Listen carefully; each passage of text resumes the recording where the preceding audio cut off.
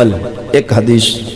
روایت تنبیہ المغترین کتاب امام عبد الوہاب شعرانی دی، اس دے اندر ایک سیدنا فاروق اعظم رضی اللہ تعالی عنہ دا دور خلافت سی،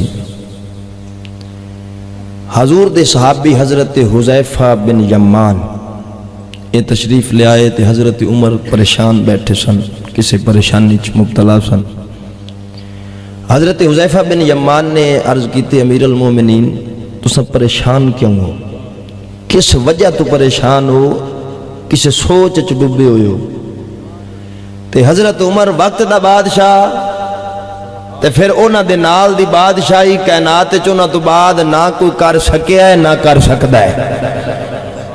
اور خالی صحابی رسول نہیں، صحابی رسول بھی ہے، مرید رسول بھی ہے، مراد رسول بھی ہے۔ اللہ تعالیٰ بے پناہ شانہ عظمتاں تے رفتاں عطا فرمائیاں۔ ہن حضرت عمر جڑی گل کیتی وہ ساڈے واسطے سبق ہے۔ آپ فرمایا حذیفہ بن یمان میں پریشان اس وجہ تو ہاں کہ اگر میں کوئی غلط کام کراں وقت دا بادشاہ ہون دے ناتے تے قوم وچوں کوئی بندہ مینوں روکے نہ تے اس امت دا کی بنسی؟ نہیں سمجھ آئی گل بھی میں بادشاہ، میں کوئی غلط کام کرنا شریعت تو ہٹ کے تے کوئی بندہ قوم وچوں جرت نہیں کردا، میرے منصب نو مد نظر رکھ دے ہویا، میرے مقام نو، میرے عہدے نو مد نظر رکھ دے ہویا مینوں کوئی روکے نہ بھی یہ کام تیرا غلط ہے،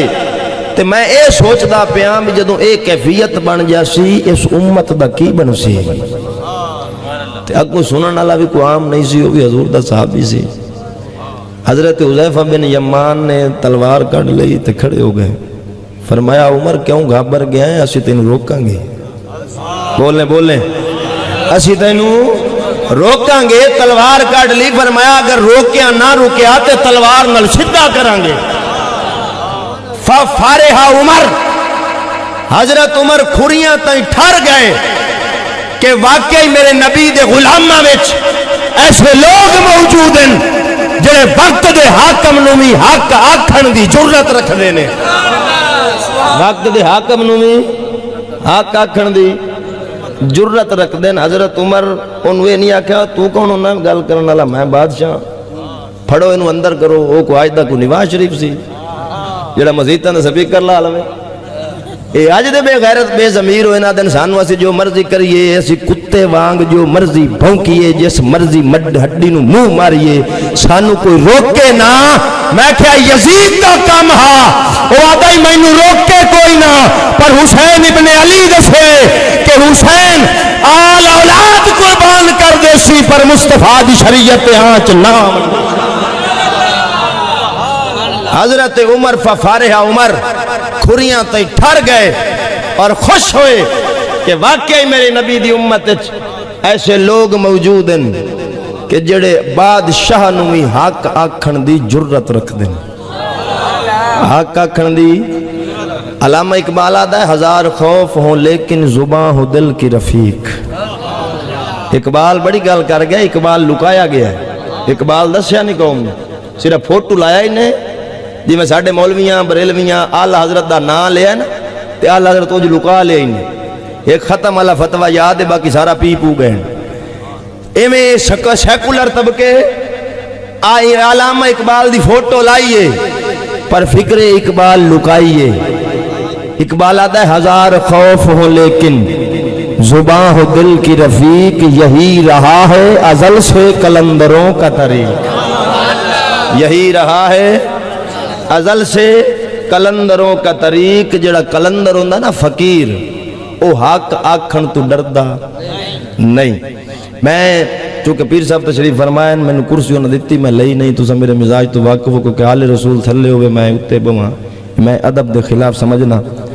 تے اقبال آدھا ہے خاموش اے دل بھری محفل میں چلانا نہیں اچھا، ادب پہلا کرینہ ہے محبت کی کرینوں میں۔ ادب ساڑھے دین دی پہلی بنیاد ہے۔ تے میرے مزاج نے تو سا جان دے میں با عمل پیر دا قائل ہوں، میں جد ادب کرساں اگر با عمل ہو سی تے کرساں تے داڑیاں دے چور تے شریعت دے چور پیران دے اپا ویسے سلامی کے دنی لیا۔ نہ آپ انہوں دے قائل ہیں نہ ساڑھے بزرگ انہوں دے قائل ہیں شریعت دا پابند ہوئے ساڑھے سر دا تاج تو عزیزان گرامی اقبال آدھا ہے جڑا کلندر ہوندہ نا فقیر